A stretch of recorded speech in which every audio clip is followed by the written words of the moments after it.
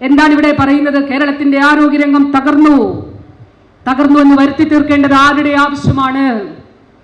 ആവശ്യമാണ്? ഈ പറഞ്ഞ 3000 ഡയാലിസിസ് പേഷ്യൻസിനെ പുറത്തേക്ക് എത്തിക്കേണ്ടത് ആരുടെ ആവശ്യമാണ്? ഈ ആൻജിയോപ്ലാസ്റ്റി ജില്ലാ ആശുപത്രികളിൽ നടത്തുന്ന പേഷ്യൻസിനെ പുറത്തേക്ക് എത്തിക്കേണ്ടത് ആരുടെ ആവശ്യമാണ്? ബ്രാക്കി തെറാപ്പി ഇവിടെ സൗജന്യമായി ചെയ്യുന്ന നമ്മുടെ നിസ്സഹായരായിട്ടുള്ള മനുഷ്യരെ പുറത്തേക്ക് എത്തിക്കേണ്ടത് ആരുടെ ആവശ്യമാണ്? റോബോട്ടിക് സർജറി സൗജന്യമായി RCCയിൽ നടത്തുന്ന ആളുകളെ പുറത്തേക്ക് സൗജന്യമായി എത്തിക്കേണ്ടത് ആരുടെ ആവശ്യമാണ്? ഹൈപെക് തെറാപ്പി ഇവിടെ സൗജന്യമായിട്ടോ 16,000 രൂപ കൊടുത്തോ ചെയ്യുന്ന മനുഷ്യരെ 5 ലക്ഷവും 6 ലക്ഷവും പേ ചെയ്തുകൊണ്ട് പുറത്തേക്ക് എത്തിക്കേണ്ടത് ആരുടെ ലക്ഷ്യമാണ്? ഇത് വളരെ ക്ലിയർ ആണ്. ഈ ചോദ്യങ്ങളുടെ ഉത്തരം വളരെ വ്യക്തമാണ്.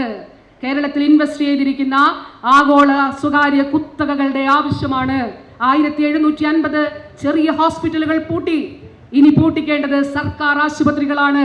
ആ സർക്കാർ ഇപ്പൊ വിളപ്പിൽ ഒരു ആശുപത്രി പൂട്ടി, ഒരു ആരോഗ്യ കേന്ദ്രം, ഒരു സാമൂഹ്യ ആരോഗ്യ കേന്ദ്രം പൂട്ടി. നമ്മൾ കണ്ടു ചാനലുകളിലൂടെ. അവിടെ CCTV ഉണ്ട്, അവിടെ ചെയറുകളുണ്ട്, അവിടെ സംവിധാനങ്ങളുണ്ട്. പക്ഷെ ഇപ്പോൾ അവിടെ രാത്രി രോഗ ചികിത്സയില്ല. 3 ആരോഗ്യ പ്രവർത്തകർ രാജിവെച്ചു പോയി.